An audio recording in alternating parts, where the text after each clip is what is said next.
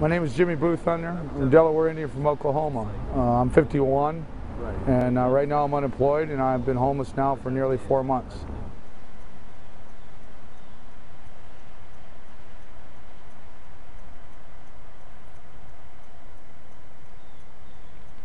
The Occupy movement has spread like wildfire to thousands of cities across the globe.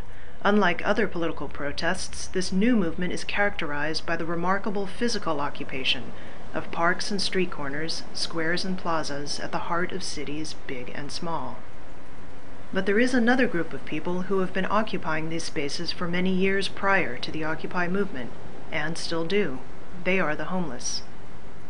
What made you come down here? What made me come down here? I was homeless. I'm homeless. I'm homeless. And I came down here and I listened to what they said and I like what they said. You know, and I understand corporate America. You know, by working in the field and security, and I've worked in mostly these offices around here, and I see how they are. At some occupations, there have been tensions between the homeless and the new occupiers.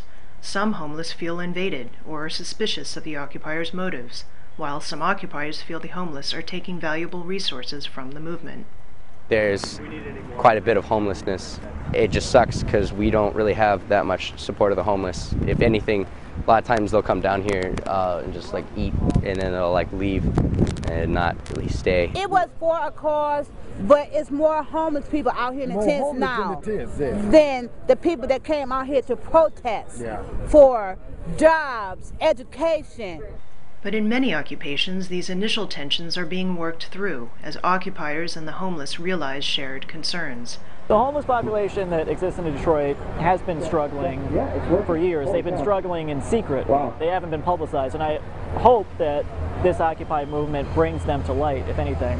And they are being integrated in the movement. Not only are we feeding them and helping them in our food tents and our comfort tents, but they're volunteering to help each other in the food tents and the comfort tents. And they're coming on our marches and speaking about their experiences, because a lot of these people weren't homeless 5 years ago. They were people like any of us. They got affected by the economic crisis in a profound way. There were definitely tensions with the homeless community and the occupiers at first. Basically, it was a lot of statements such as, when you're gone, we'll still be here. So, the way we handled that was, we're here, we're not going anywhere anytime soon. While we're here, you're here with us. So have some food, some comfort, and some shelter. If there's anything that we can do as a bigger part of this movement, we want to help you. We're pretty good on policing ourselves. You know, I mean, like I said, if you used to notice the signs coming in here, it says no drugs or alcohol allowed.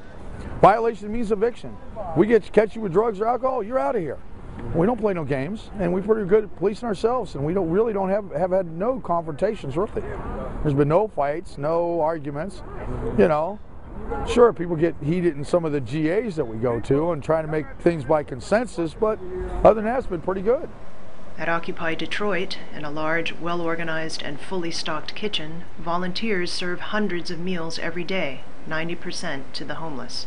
In Detroit and Pittsburgh, the homeless are not just taking handouts, they are expected to get involved, and many welcome the opportunity. I was always taught to earn your keep. So I took it upon myself, and I, you know, along with another young lady, helped fold it, labeled the boxes and all that. I just took down one tent and put up a bigger tent so I have more room, because we're getting a lot of more donations. The homeless are also bringing their own unique skill set to help the Occupy movement survive in the long term. Not only are we like helping them, but they're helping us. The homeless have been occupying the streets for like decades more than us. And most of these people, like, they know how to last through the winter. They've been such a huge help with like teaching us how to like set up our tents in a right structure, how to like keep extra warm. I remember one tip this homeless woman was giving us was put like garbage bags in your shoes, and then that way you can keep a little bit warmer. Despite some growing pains, one mutually beneficial community appears to be growing through the Occupy movement. They're feeding everybody. They're helping everybody that I know personally. I've been in and out of here for 2 years. They're helping them out, and they feel better about themselves. This world will not survive.